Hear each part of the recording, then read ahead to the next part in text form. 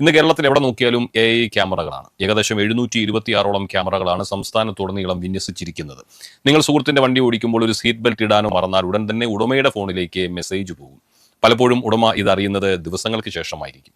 ഇതിലെ ഏറ്റവും വലിയ പ്രശ്നം എന്താണെന്നറിയാമോ? നിങ്ങൾ ഒരേ യാത്രയിൽ 5 ക്യാമറയിൽ ഹെൽമെറ്റ് ഇല്ലാതെ പെട്ടാൽ 5 തവണയും പിഴ അടയ്ക്കേണ്ടതായി വരും. വണ്ടി ഓടിക്കുന്ന നിങ്ങളാണെങ്കിലും പിഴ അടയ്ക്കേണ്ടി വരുന്നത് ആ വാഹനത്തിന്റെ ഉടമയായിരിക്കും. അതുകൊണ്ട് മറ്റൊരാളുടെ വണ്ടി നിങ്ങൾ ഓടിക്കാനായി എടുക്കുമ്പോൾ ട്രാഫിക് നിയമങ്ങൾ നിങ്ങളുടെ സ്വന്തം വണ്ടി ഓടിക്കുമ്പോഴത്തേക്കാൾ കൂടുതൽ ശ്രദ്ധയോടെ പാലിക്കുക. അതാണ് മര്യാദ. അടുത്തത് ഏറ്റവും പ്രധാനപ്പെട്ട ഒരു കാര്യമാണ് ലൈസൻസ്. മോട്ടോർ വാഹന നിയമത്തിലെ സെക്ഷൻ 3 അനുസരിച്ച് ലൈസൻസ് ഇല്ലാതെ വണ്ടി ഓടിക്കരുത്. പക്ഷേ സെക്ഷൻ 5 എന്നൊരു വകുപ്പ് കൂടിയുണ്ട്. ഇതനുസരിച്ച് ലൈസൻസ് ഇല്ലാത്ത ഒരാൾക്ക് വണ്ടി നൽകിയാൽ ഉടമയും കുറ്റക്കാരനാണ്.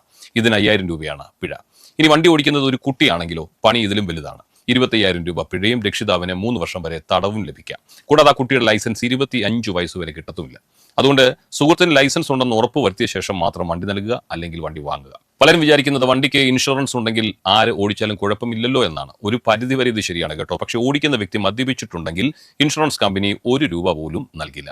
മറ്റൊരു പ്രധാന കാര്യം നോ ക്ലെയിം ബോണസ് അഥവാ NCB ആണ്. അപകടം വരുത്താതെ ഒരു വർഷക്കാലം മുഴുവൻ വാഹനം ഓടിക്കുകയാണെങ്കിൽ, സൂക്ഷിച്ചോടിക്കുകയാണെങ്കിൽ ഉടമയ്ക്ക് പ്രീമിയത്തിൽ 20% മുതൽ 50% വരെ കിഴിവ് കിട്ടും. നിങ്ങൾ വണ്ടി കൊണ്ടുപോയി ഒരു ചെറിയ തട്ട് തട്ടിയാൽ പോലും ഉടമയ്ക്ക് ആ വർഷങ്ങളായി ഉണ്ടാക്കിയെടുത്ത ഈ ബോണസ് മുഴുവൻ നിങ്ങൾ മൂലം നഷ്ടപ്പെടും. ഇത് വലിയൊരു സാമ്പത്തിക നഷ്ടമാണ്. അതുകൊണ്ട് ചെറിയ തകരാറുകൾ പറ്റിയാൽ ഇൻഷുറൻസ് ക്ലെയിം ചെയ്യാതെ നിങ്ങളുടെ കയ്യിൽ നിന്ന് തന്നെ പണമെടുത്ത് അത് നന്നാക്കി നൽകുന്നതാണ് മര്യാദ. ഇനി ചില ക്രിമിനൽ ട്രാപ്പുകളെ കുറിച്ച് പറയാം. ഇതാണ് ഈ വീഡിയോയിലെ ഏറ്റവും നിർണായകമായ ഭാഗം.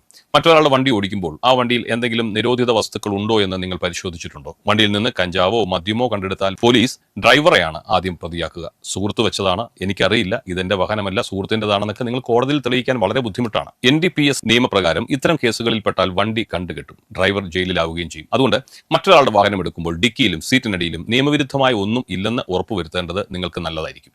മറ്റൊരാളുടെ വാഹനം നിങ്ങളുടെ ആവശ്യത്തിനായി നിങ്ങൾ കൊണ്ടുപോകുന്നു. ആ സമയത്ത് നിയമം മാത്രമല്ല, വാഹനം തിരികെ ഏൽപ്പിക്കുമ്പോൾ ചില മര്യാദകളും നമ്മൾ പാലിക്കേണ്ടതായിട്ടുണ്ട്. വണ്ടി തിരിച്ചു നൽകുമ്പോൾ എടുത്തതിനേക്കാൾ അല്പം കൂടുതൽ ഇന്ധനം നിറയ്ക്കുന്നത് നല്ലൊരു രീതിയാണ്, നല്ലൊരു മര്യാദയുടെ ഭാഗമാണ്. വണ്ടിക്കുള്ളിൽ ഭക്ഷണം കഴിക്കുകയോ വേസ്റ്റ് ഉപേക്ഷിക്കുകയോ ഒന്നും ചെയ്യരുത്. കാരണം ആ വാഹനം നിങ്ങളുടേതല്ല.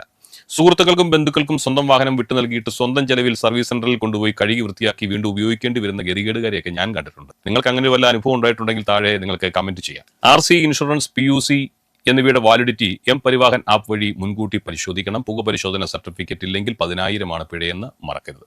മറ്റൊന്ന്, ദൂരയാത്രയ്ക്കാണെങ്കിൽ ഉടമയുടെ ഒരു അനുമതി പത്രം, ഓതറൈസേഷൻ ലെറ്റർ കയ്യിൽ കരുതുന്നത് പോലീസ് പരിശോധനയിൽ നിങ്ങൾക്ക് വളരെ ഗുണകരമാവും. അപ്പോൾ സുഹൃത്തുക്കളെ, മറ്റൊരാളുടെ വാഹനം ഓടിക്കുമ്പോൾ ഈ കാര്യങ്ങൾ ശ്രദ്ധിച്ചാൽ നിങ്ങൾക്ക് വലിയൊരു ബാധ്യതയിൽ നിന്ന് ഒഴിഞ്ഞു മാറാമെന്ന കാര്യത്തിൽ സംശയമില്ല. സുരക്ഷിതമായി വണ്ടി ഓടിക്കുക, ട്രാഫിക് നിയമങ്ങൾ പാലിക്കുക.